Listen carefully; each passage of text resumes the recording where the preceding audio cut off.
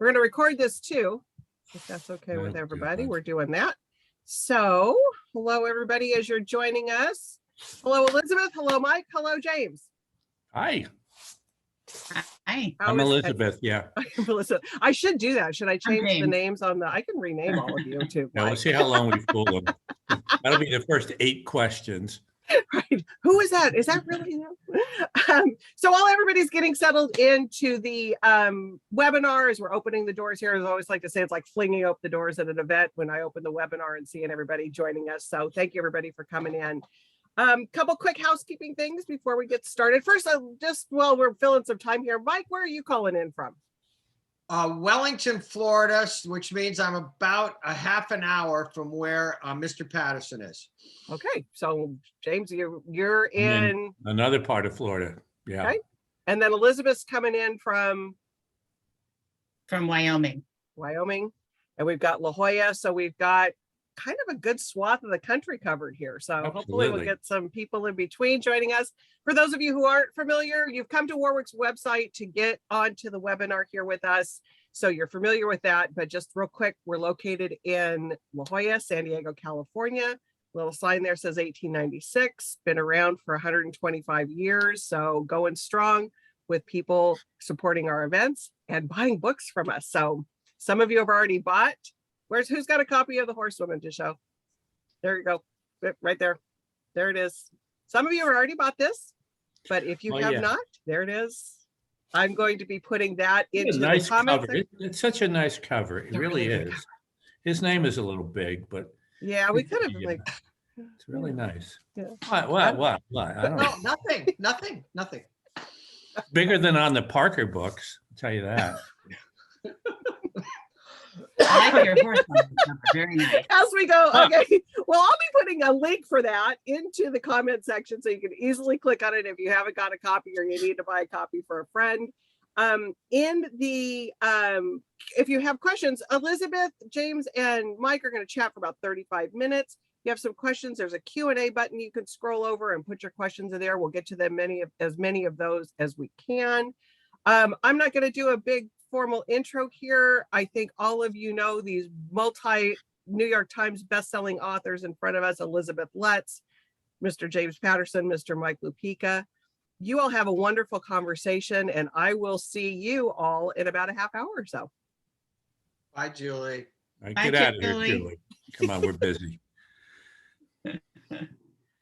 Okay, well, I want to say I love The Horsewoman, and my first thought when I picked it up to start reading it was what every horse person thinks when they pick up a book about horses, which is how do these guys know what they're talking about, and is it going to be really annoying?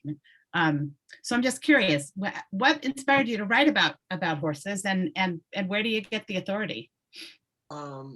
We write fiction, so we can make up anything we want. But go ahead, Mike. No, we actually have a little authority on this one. We have a little authority because Elizabeth, I have been watching Hannah Lupica ride horses in competition. She's now 23 since she was 10 years old.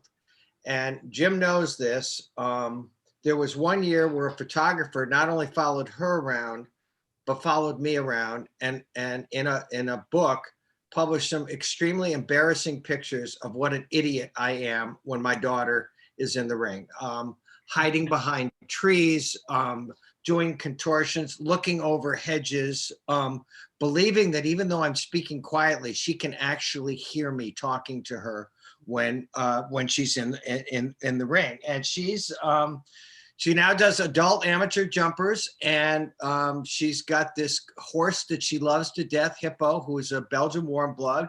And when there wasn't a, Jim knows, we had lots of sets of eyes on this book. Sue Patterson, Taylor Lupica, Hannah Lupica, and there wasn't a page of this book that didn't get vetted by my daughter and my wife. My wife's not a writer, but she's like an all-time horse mom. And Hannah actually said to me, Dad, you picked up a lot more than I thought you did. And so, yeah, I felt like I was well grounded in this world and what it was like for great riders to be in the ring. And our wives Yeah, I think, are key to this in terms of, it's a funny thing. Louise Penny, who's a terrific writer, she wrote a quote, which I think is kind of sexist, but she said, Patterson and Lupica managed to get deep into the world of high-level jumping, and also incredibly for two men, she writes, deep into the lives of 3 generations of strong women. And a big piece of that is that our wives, we're very lucky because we love our wives dearly.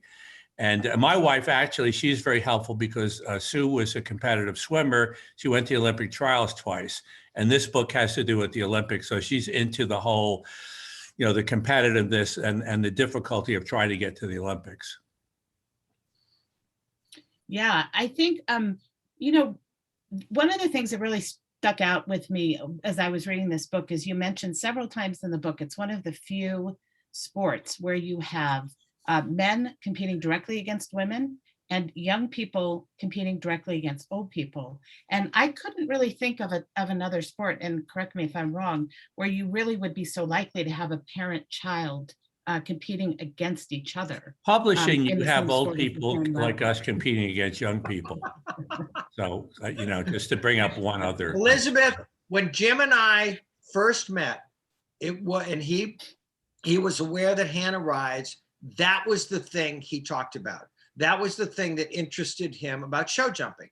That you could have a teenager. I don't. Laura Crowd is great and went to the Olympics, so I'm not going to talk about what her age is, but she's not a teenager, okay? And Jessica Springsteen is in her 20s, and men against women, and it makes this an unbelievably rich. I've been a sports writer since I was in college, Elizabeth. There's nothing like this sport. And what Jim talked about all the time was there are sports that make you hold your breath. Okay. Gymnastics. The next move is the one that knocks somebody out of competition. Figure skating, one slip and 4 years of training goes out the window. And it's this, Elizabeth, it's the same with these jumps. Yeah, and that's why, there's an incredible amount of suspense in the book because one mistake and you're out. And ultimately in the book, the mother and the daughter wind up competing to see who's going to go to the Olympics. And people will root for one or the other or both of them. They will root for Becky or they'll root for Maggie and for Becky. Maggie. Yeah, we love that.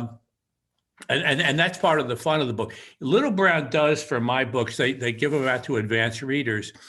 And this has never happened before, but 100% of the advanced readers gave this 5 or 4 stars.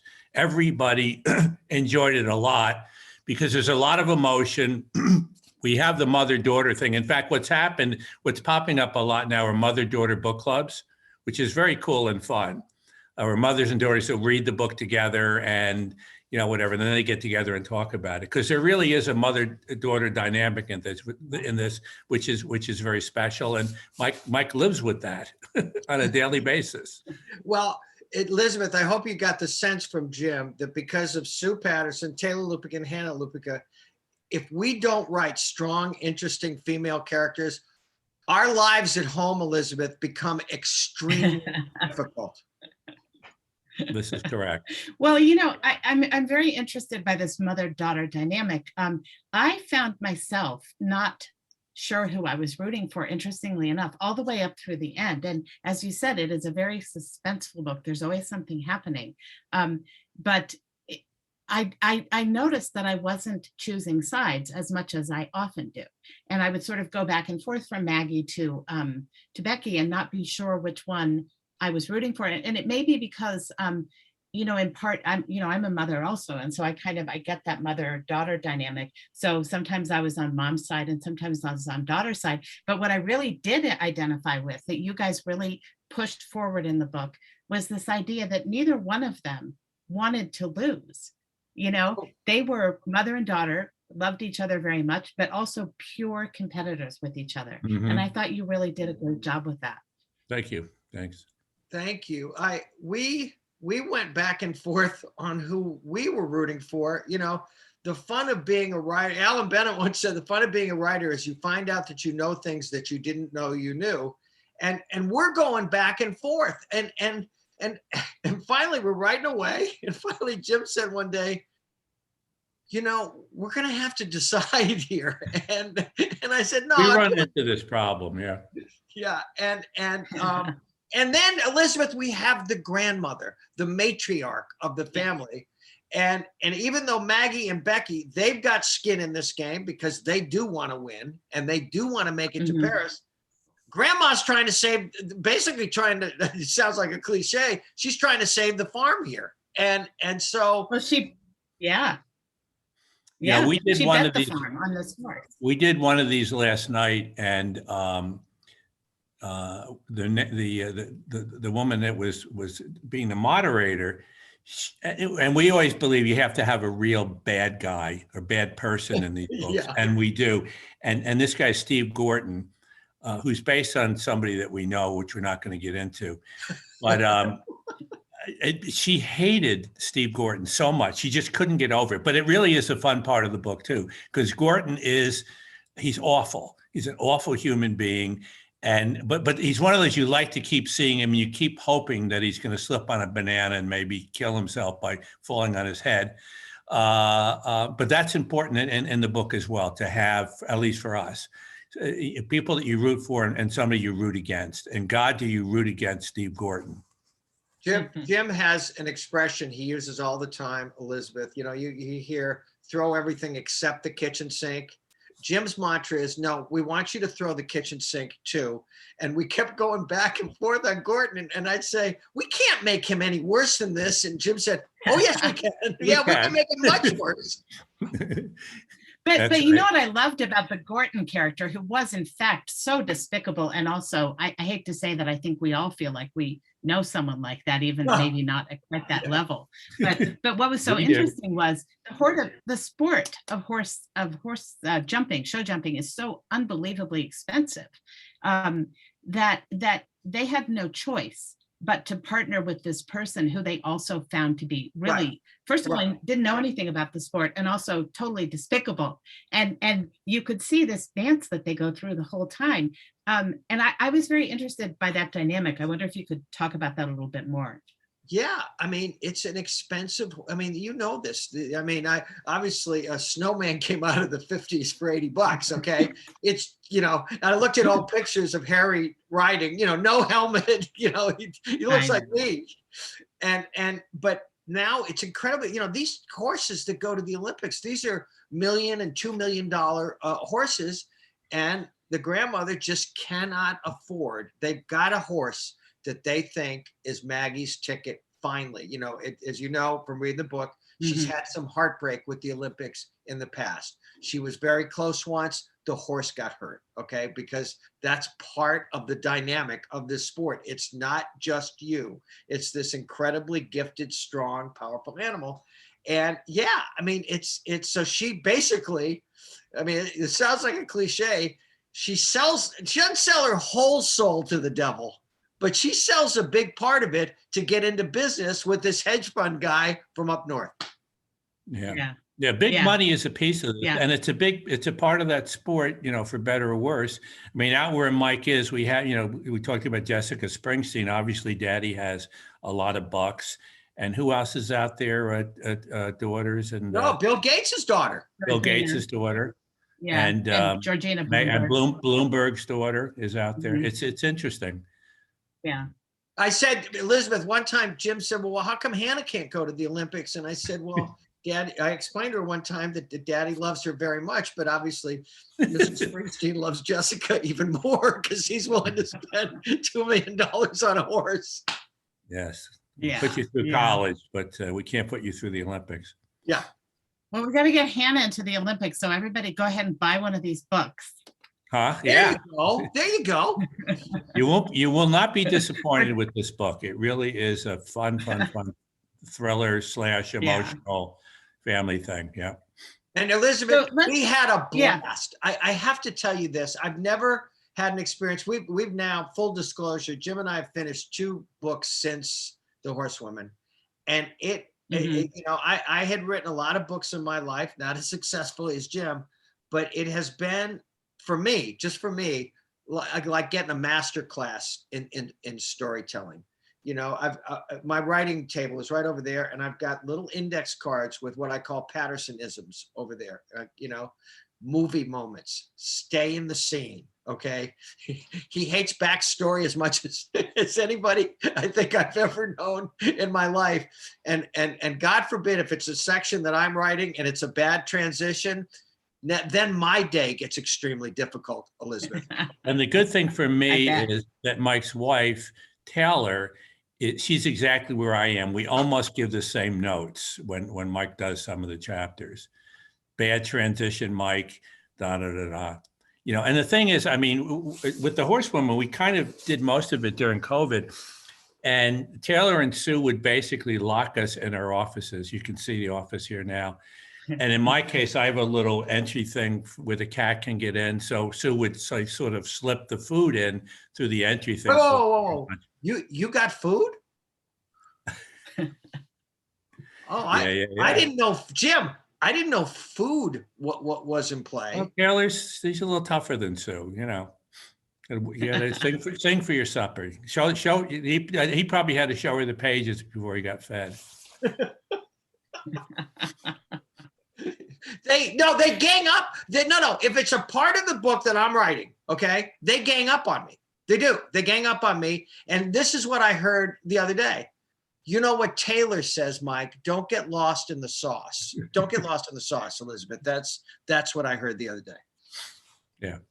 Well, I don't think you got lost in the sauce. I mean, I don't know how much intervention you guys needed to pull this off, but one of the things I think about, having myself written about jumping rounds is actually it is hard to, even though it is incredibly suspenseful, it actually is hard to write about a jump around just because, honestly, there's a lot of minutia, but for an outside person to really understand why it's so hard, I think you did a really good job with that, because it's like, it's a very fun sport to watch if you know what you're looking at, but it is a little bit opaque. And I really like the way you brought people inside the mind of that elite rider, and then just what it felt like to be on the course, what was going through their mind. I loved when the horse would hit the rail and they would listen to the crowd because they didn't know if the rail had gone down, right? Or they would hear the how sounds came to them, and I thought that was also vivid. But I want to ask you guys a little bit about, so you have several falls in the book. You have a couple horses that are injured, and you have a trainer in a wheelchair. It's a dangerous sport. It is a very dangerous sport, and it is not just one moment where something can go wrong. It is one moment where something can go wrong, and then you never ride again. And so you brought that in a very interesting way, and I just wondered how you guys felt about that, or how do you feel about it? We had two trainers in the book. One obviously is Daniel, and without spoiling too much of the book, he has some immigration issues as the book goes on. And the other is, you don't have favorites. It's like picking a favorite child, okay? But Gus Bennett, the trainer in the wheelchair, Jim read a long piece, maybe you saw it a couple of years ago, what happened to Kevin Babington, who had a serious injury at the Hampton Classic and became a quadriplegic. He's slowly getting a little better. The good news about that. And Jim called up one day, and we already had Gus Bennett in the book, Elizabeth. And Jim said, what if he's in a wheelchair? And I'm telling you, from that moment, that character took off. It was such a fun character for both of us to write. Him tooling around the ring in that, he's a very strong. We talked about the strong women, and Gus is a very strong man. In terms of his will and his which was nice. The other thing about, one of the things with the book is also the horses are very good characters. Coronado and Sky, and the interaction between the two women and their respective horses, which changes a little bit for story reasons, but those are real characters. And just looking back, things like the Horse Whisperer, which I enjoyed both the movie. I enjoyed the book more than the movie, but both. And then even Seabiscuit for me, and just in terms of bringing a horse to life for readers, Elizabeth, I used to write about, I'd write some columns about thoroughbred racing. And Mhm. when I was a kid, I'd go out to Belmont, and a friend of mine, an old sports writer named Pat Lynch, worked for the NYRA. And he would talk to me all the time about the element of danger. You know, we all knew what happened to Ron Turcotte, who, you know, rode Secretariat and ended up in a wheelchair. And one day we're watching the horses get into the gate, and Pat Lynch said to me, Mike, you can't see him, but there's always a jockey with black silks in every race. And what he was talking about is the next moment is the one when everything can change. And I'm glad those moments, those moments in the ring, we're both very proud. We feel like we took you not just on the back of the horse, but going from jump to jump and distances and oh my God, there's 2 jumps to go. And listen, I've seen my daughter fall, okay? And every time she's fallen, I just turn to her mother and I say, I'd like to announce Hannah's retirement right now. She's, you know, she might be not done, but I'm done. But yes, I hope if we succeeded on that level, Jim and I are both pretty proud of that. Yeah, I mean, to me, that was, you did such a great job with that. And also because many people have experience riding, but not at that level, not that elite, technical, huge jumps. And one of the things that really struck me, because I'm a little bit of an old timer in terms of horses, that, you know, the courses are so technical now. And you were talking about the personalities of the 2 horses. You have Sky and you have Coronado. Coronado's big, and in certain circumstances, it really helps him. But in other circumstances, it hurts him. But then Sky, you know, for me, loving an underdog, I just love the idea that it was hard for Sky to sometimes hit some of those distances that were designed for bigger horses. So I thought you did a great job with that. Elizabeth, too. I'm telling you, we don't, you know, as Jim said, the bad guy is someone we know, okay? But the one character in this book who is based on a real life living thing is Sky, who is so much like my daughter's horse, Hippo, who she just Okay, well, I fell in love with Sky, so you did your work. So lovable.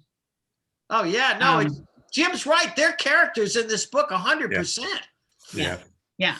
You mentioned Secretariat. So different. I was in advertising, although I've been clean for over 30 years. And I'm just a kid when I come in, and the first account they gave me was absorbing horses stuff, Hooflex and all the horse products, absorbing liniment. No kidding.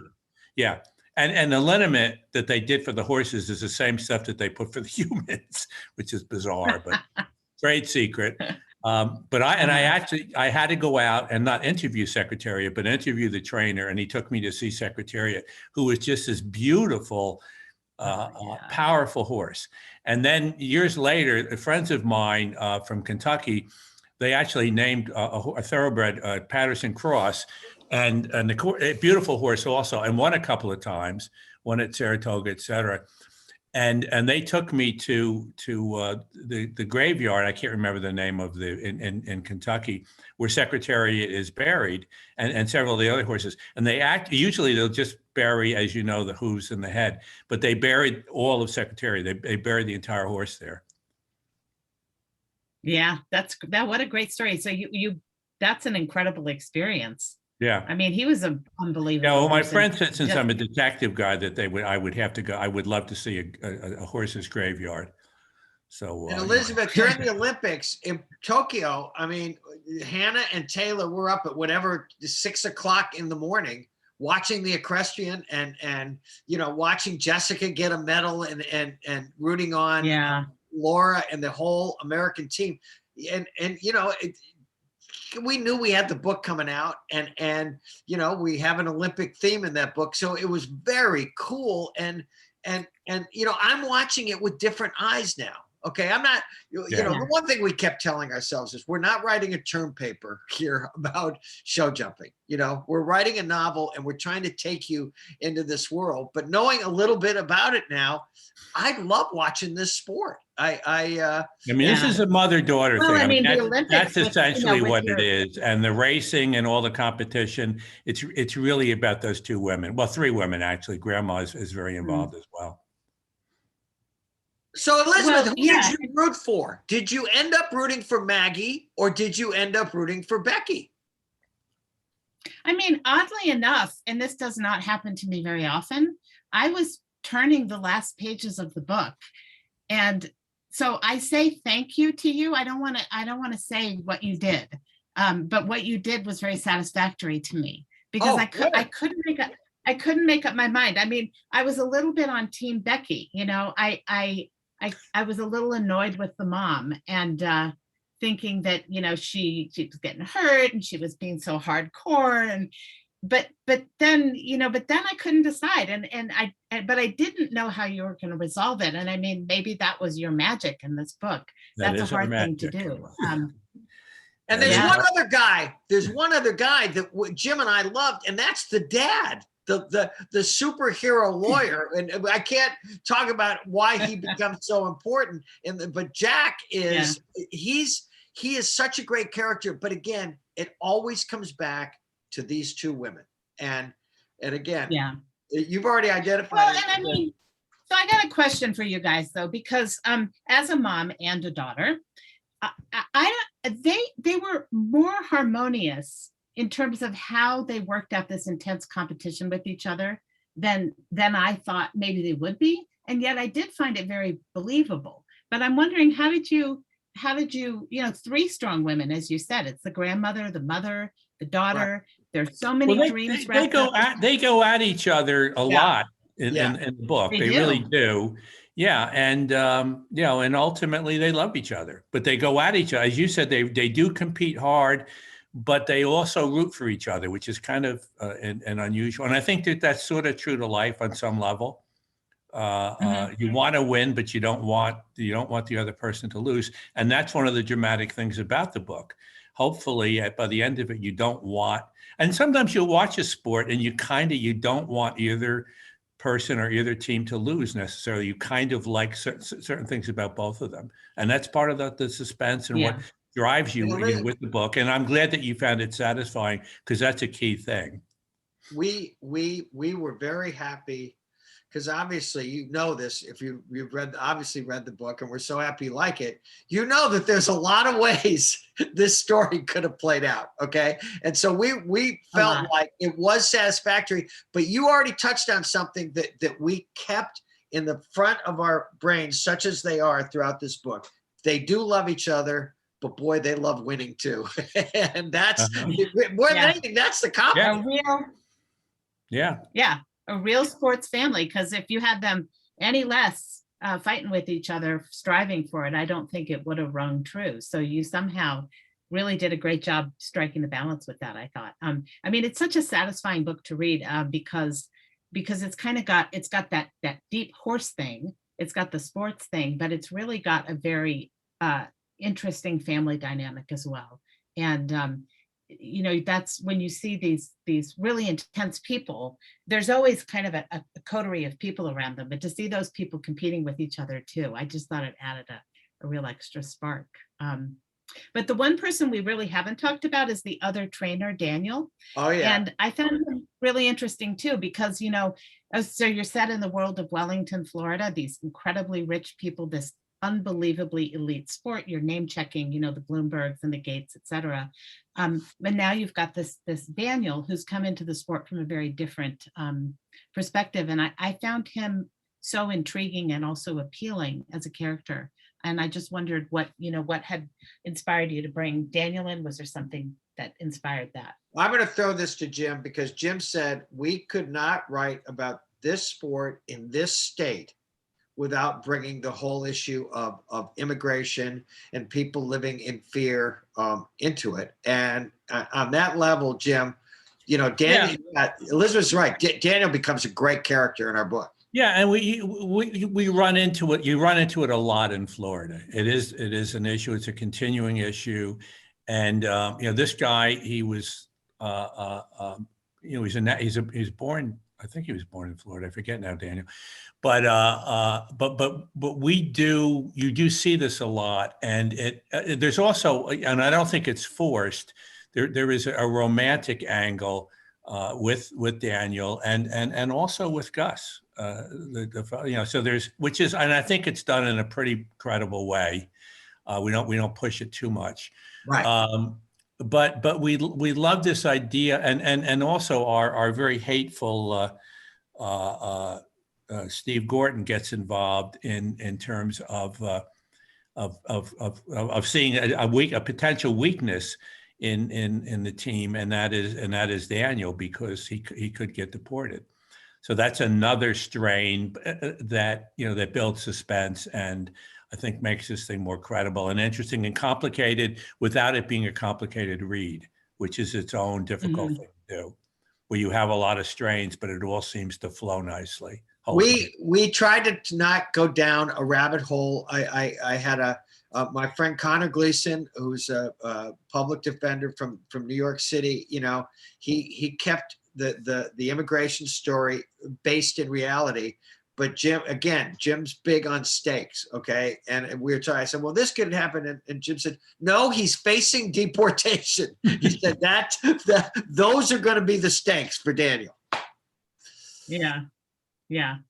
Well, yeah, it just makes the story, I think, to me, more believable and realistic, because when you really think about how this horse world works, one of the things that can be off-putting to people is that it is such a rich man's sport. But when you really get into the world of horses, it's a big mix of people who are involved. And yes. I think you guys showed that very well. Yeah. No, it is an incredible mix. And Mike knows that from being out there. There is a lot of money, but there are also a lot of people without much money who are involved in the sport. And Daniel represents that group. And who do it because they love horses and they love the sport. Just took the words out of my mouth, Elizabeth. I see so many kids, the Winter Equestrian Festival, which I could ride my bike to from this house, okay, where my daughter has been competing for years. Yeah. You see young women especially, but young guys too, who are there for the simple reason that they are making sacrifices for one simple reason. They love horses and they love to compete and they love being part of this world. And I that's another thing I think we show you, that it's a cockeyed world sometimes. It makes no sense sometimes. It lets in jerks like Steve Gorton sometimes, but then the horse is in the ring and it's just rider, horse, jumps. That's it. And the horses are so beautiful. It's an irresistible animal. And it always has been. And that's always, I mentioned like Horse Whisperer, and they're irresistible, visually and, whatever. Yeah, I mean, absolutely. Great athlete. So one other thing I was thinking, and it makes a lot of sense now that I know, Mike, that you live in Wellington and that you guys both live in Florida, because Wellington was a character in this book too. I mean, I loved the way you brought out the setting, all the different places they were going. They would run into the other riders. So just if there's anybody listening who doesn't know that Wellington is kind of the center of this world, just talk a little bit about that. It's really kind of a small town. I mean, Elizabeth, all the restaurants that we go to, there's not that many, are like 5 minutes away. And those restaurants are 8 minutes from the horse show. And it's so on, Sunday night is the night out for riders and trainers and owners. And so they run into each other at all of these places that I'm telling you about. And it's a very small world, but it's if you're a young person and you're getting a chance to compete, it's a fun world to be in. And I'll tell you this, and I've talked to Jim about this. This sport has taught my daughter so much. When girls were partying in high school, she's riding her horse 5 days a week. Okay. And it taught her accountability. It taught her responsibility. And, again, there've been some bumps and bruises and heartbreaks and slumps and ribbons, but I just think it has completely informed the spectacular young woman that she is. Actually, Palm Beach County is fascinating in a sense. You've got Wellington, which is a very special community. You have Palm Beach itself, the island, which is full of billionaires, and that's very special and different. And then on the other side of Wellington, both between Palm Beach and Wellington and west of Wellington, you have incredible poverty. You got Belglade, and Pahokee. Belgrade was ranked the most violent small town in America. And Palm Beach County is the #1 agricultural county in Florida, which is pretty stunning. People that they think Palm Beach and they think, you know, the one little rich enclave, but it's, and that's another, that's also a part of the story a bit. It is. I thought you guys did a great job with it. So, you know, I'm thinking maybe we've got some questions from the audience. So we might want to bring Julie back in. We do have. If you don't have any questions, make them up, Julie. I'm going to make them up, but I do have one because I've been sitting back here snickering the whole time. Are you two ever afraid that you're going to slip the real Steve Gorton's name on one of these? No. You we cannot. protect. You We can't protect get us them. to tell. You can't. We protect our villains. We might need to use them again. We may need to use them again, and we don't want to get sued. I guess every time you can't say Steve Gordon, I said, I wonder if it's like it's just going to slip out, like who this guy really is. I'm not afraid of lawsuits. I did a Jeffrey Epstein book, for God's sake. When I did that book, you know, I didn't use it. I thought about writing it as fiction, but I would get letters, threatening letters from his lawyers, like every 10 days. Don't do this. You're making a big mistake. So I love it. That's why we love you. I'm not afraid of Gordon. I love it. Come on. Bring it on. Yeah, bring it. Bring it. Okay, I think you two talked about this, James and Mike, before, but somebody came in late, and so just for those that maybe joined late, the question is, how did you two get together for this? For this particular Patterson tells us better than I do. So go ahead. We were in a bar, and you know, a couple of writers are talking about like the Golden Notebook and Infinite Jest and stuff like that. And this woman comes practically running across the bar, and she gets up to the table and she goes, "You're my favorite writer. I've read everything you write. You're the best. You know, wonderful." And she's talking to Mike. And I don't even think she knew who I was. And then so she continues with this, just like Elizabeth earlier on.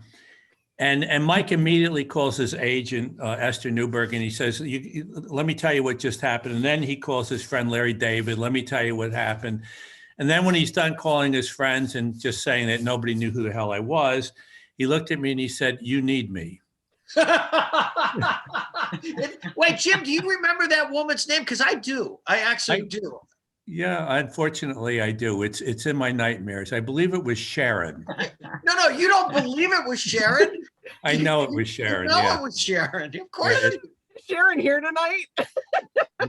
Maybe she does follow him around. She follows So you. yeah, and we got together and we were talking about maybe doing kids' book, and then Mike, as Mike said, he started talking about the horse world and with his daughter and his wife, and we found that a very interesting area and started cooking up a story. Did you? I think I heard you say that you two are collaborated on 2 more books. Is that correct? Yeah. We're done. Actually, the one we were just finishing, the problem we were running into is we were down to like the last 10 pages or other, and we did not know who did it. Yeah, it's sad. It's so, you know what? That's a problem. Julie, you know how you hear, and obviously the goal for all of us, and the goal with us and Horsewoman, is to keep the reader churning pages, Elizabeth knows, to find out what's going to happen next. But when we're writing these books, we don't know what's going to happen next, sometimes until it actually happens. So we figure if we don't know what the hell's going on, then the reader will definitely won't know. So, you know. So you're on a good path then on that one. Yeah. It's like you got a good formula going. So here's one of my questions, and everybody, I'll get you as many questions as I can. So do you all, how do you do it? The writing between the two of you? Well, that's a great question. Yeah, we alternate words or maybe phrases, and it goes maybe the gold medal. It goes something like that. This is a piece from the book. She wasn't just sharing the gold medal. No, she was sharing the Olympic ceremony moment with all the athletes and all the sports. When the camera came in close to show them, she was mouthing the words to the anthem. See, this happens all the time. Yeah, that's the way. Yeah. Wow. It's magical. It really, yeah, no, it really is. This is really, I love it though. It's very fun to watch and to just know Good, that Mike. these You actually got through it. Well done. No. We don't need to take anybody behind the curtain. No, Wait, no. where's a ribbon? I need to give you guys a ribbon for that. Listen, I can walk across this room and show you one of Hannah's ribbons because I got a lot of them. Ribbon. There you go. Championship tricolor. Championship, Yeah. I love it.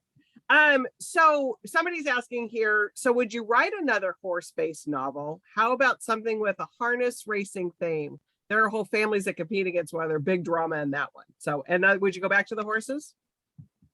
I don't know. We might, who knows? You never can tell about these things. The trouble is if we do, then that person will sue us Yeah. for giving us the idea for the, so we won't do that. We won't do harness racing. But who knows about other And horses? the thing is, if we told, could we tell, we went from horses to a family saga set in football to a murder trial. So there's no real rhyme or reason. Yeah. There's no theme.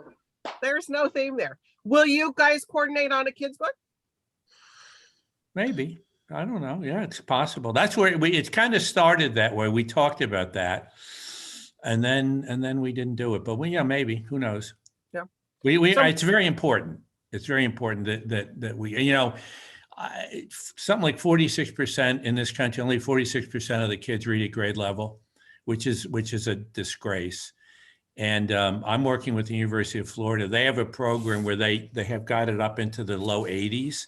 They have, in other words, we have the vaccine. We can solve this problem. We just can't get the states to lean in and do it. And they don't have to spend any more than they're spending.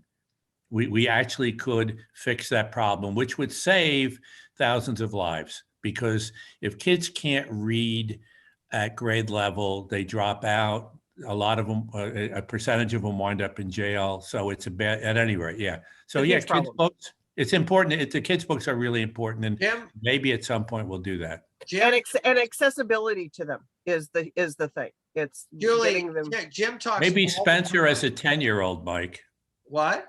Maybe Spencer as a 10-year-old. Well, no, but you talk all the time. This is completely truthful about how much pride you take in the books you've written for young readers. Elizabeth, Travel Team changed my life. Travel Team changed my life. Too. Now, when I wrote it, after I wrote it and it did well, Taylor Lupica said to me one time, honey, let's face it, you writing from inside the mind of a 12-year-old seems like, pretty much a perfect fit as far as I can tell. But, I think just to this point, I want to say that I hope you guys will write more children's books, because as a mom raising readers, my boys would always say, we can't find books we like. And they did find books that they liked when they read both of your books. So that's part of it. I will give you a book of mine that boys will love, Potty Mouth and Stupid. And a lot of people, no, I'm telling you, and a lot of women will go, oh, it's got stupid in the title. Yes, it's about word bullying, and that's why it has stupid in the title. But it's a really, really good, and boys love it. Well, So, Samuel, we have Samuel's on here, and Samuel is 11. And he's asking each of you, do you each have a favorite kids book that you've written? He says that you two are his favorite authors. So do you of your books, what are your Potty Mouth favorite and Stupid, I think, is a lot of fun. There's a couple of mine that I think are interesting. Travel Team and Heat. Heat's going to be a movie. They're going to shoot it next year, but that Travel Team, I had no plans at that time to write books for young readers. I was asked to write this book. It came out of something that happened in my own life, where I took all the kids who got cut one year and started a team of my own. And it was just like one of the coolest things that ever happened to me. And yeah, Danny Walker in Travel Team, I still remember the first line of the book. He knew he was small. He just didn't think he was small. And that book ended up changing my life as a writer. Love it. Okay, lots of people are asking, and I know that this is a tough one to talk about, but for the upcoming movie, any is there casting going on yet, or who would it be your ideals? Going for with the casting? Horsewoman or Heat? Horsewoman. Oh, well, It's with a really good producer now, and that's as far as it's gone. So we'll, TBD. Okay. you know There's what? a lot, actress I have a you're gonna lot like? of film stuff going on now. The Dolly Parton book. We're about to announce who's going to produce it, and it's great. It couldn't be a better place. The book I did with President Clinton, they're out to big actors now. So we'll see a lot of interesting stuff going on. By the way, who else gets Dolly Parton calling him on his birthday and singing happy birthday over the phone? That's what Patterson got. Yeah. Well, she also sent me a birthday present, and it came to the door, and my wife and I opened it up, and it was a guitar, which she had engraved. She calls me JJ or Jimmy James, and it said, "Dear JJ, happy birthday. I will always love you, Dolly." Oh. I mean, come on. But And what okay, does Mike come on, send? Mike sends chocolates. That's, No, but Jim, why don't you describe for Julie and Elizabeth and all the- what is this? I sent Mike ice cream. Did you send me anything for Christmas? Yeah, golf balls. Oh, that's right. Okay. I'm sorry. Yeah, that's right. Oh. So we forgot the I'm golf sorry. ball? I forgot. Okay. I forgot the golf ball. The switch. Jim, why don't you try to describe for Julie and Elizabeth the sports jacket you wore? The country western sport jacket. that Oh, you I wore can't The really. last time we all had dinner. Yeah.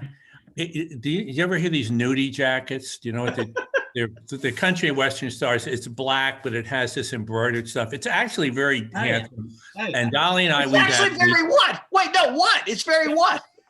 very special, very unusual, very not Palm Beach. But I really like it a lot. And I wore it because we did a lot with the Dolly stuff. We're doing the cover of, I don't know what, a lot of things, Parade and blah, blah, blah, blah. And we were dancing and whatever the hell.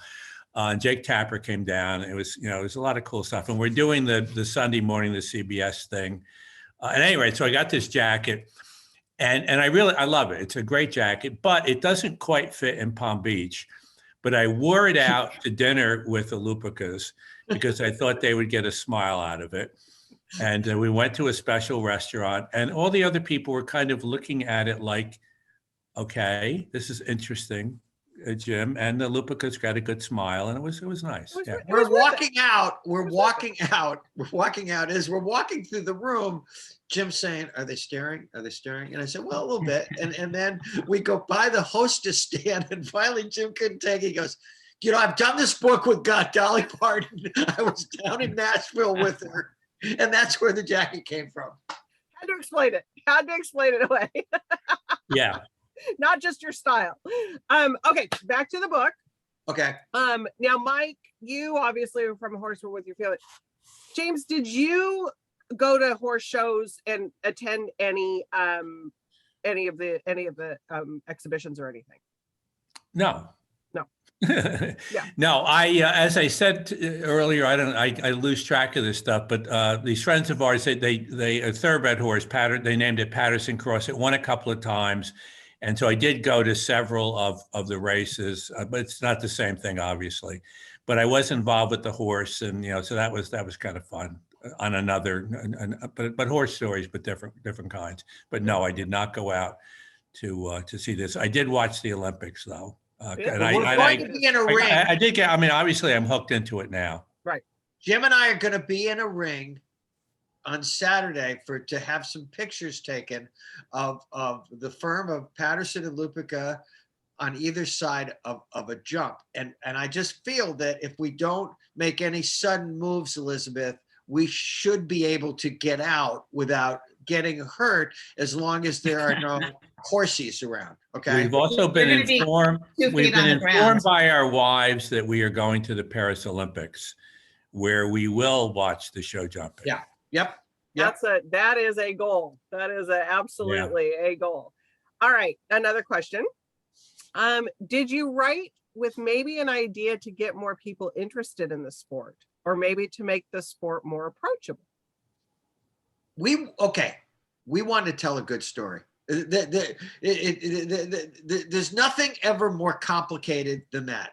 But Jim always felt that this was a world that the modern world of show jumping. Okay. Obviously Elizabeth's book, you know, it's a unbelievable story, a true story out of the 50s. Okay. Now this is 70 years later. So we wanted to tell a good story about mothers and daughters. That's how it started. But I feel that we succeeded again in taking it into the ring. And there are people who they love to learn something when they read a book. And one of my best friends, who's a crazy person from Brooklyn, crazy Italian guy from Brooklyn, and he's that way. And he'll read all this history. And he just read it and he loved it. He said, I loved finding out what show jumping was all about, because he really didn't have a sense for it. And some people love that. A lot of people, especially people that read a lot of nonfiction. Did the title, how did the title come up? Who thought of the title? That was all Patterson. No, that was him. I never know who did what. I don't, I take no credit. I take no blame. I had suggested, take no blame. Yeah. As Jim knows, did you like the title, Julie? I do like the title. Oh, then I did it. Okay. Okay. I had suggested either Gone with the Wind or Tuesdays with Maury, but Jim said that he felt that we should just go. Something simple. You have to keep it simple. Yeah. Gotta keep it simple. Those are a little too complicated. I love the cover. I mean, the cover is great. Other than Mike's name is too big, but I think it's really. I don't think it's too big. Let's let the people decide. Is it too big? I don't know. Yeah. Look at how big it is. I don't know. You can see it pretty clearly. All right. You can see it pretty clearly. I love it. For those of you that maybe joined us a little later, we are recording this. We'll put it on the YouTube channel because this was a fantastic conversation. Yeah, appreciate all of your time coming in. And with us. We will consider it a failure if everyone watching does not want to read the book, and go to Warwick's and do the right thing. And buy the book. And I think that Dolly Parton, Mike, to have James to sing to James Patterson, I think he's a well-deserving to have Dolly in his life. It's Clinton. It's Clinton. It's Dolly.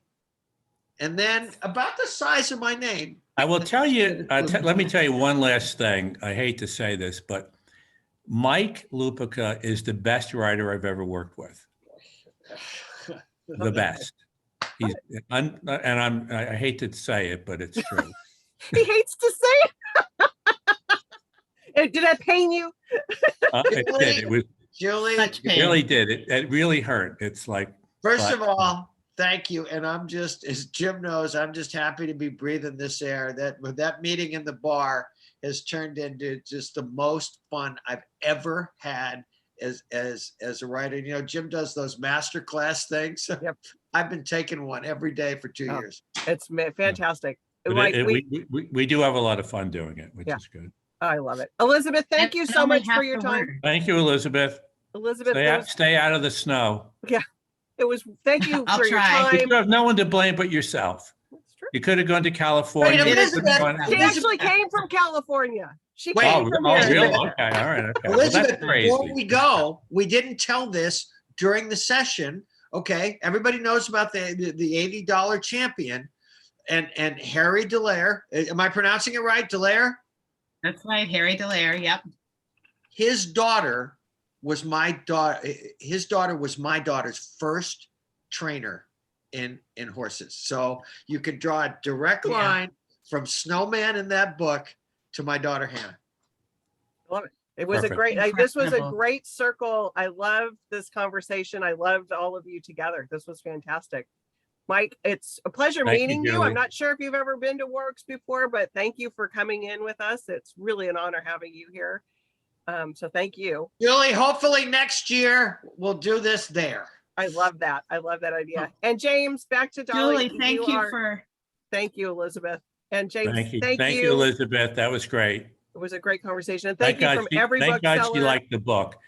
You know, when the moderators hate the book, it is really a drag, I'll tell you. A drag. That could make an awkward conversation. But from every bookseller or across the country, James Patterson, we adore you. Thank you. And thank you all very much. Thank you to everybody watching. And we'll see you next year, hopefully in San Diego. Okay. Thank you. Thanks, Mike. Bye, everybody. Thank you. Bye. See you tomorrow morning. We're going to be on, where are we? Morning Joe, 8:45 Eastern. Yeah, Excellent. tomorrow. Oh, love that. Okay. If you want another 6 minutes of us. Good night.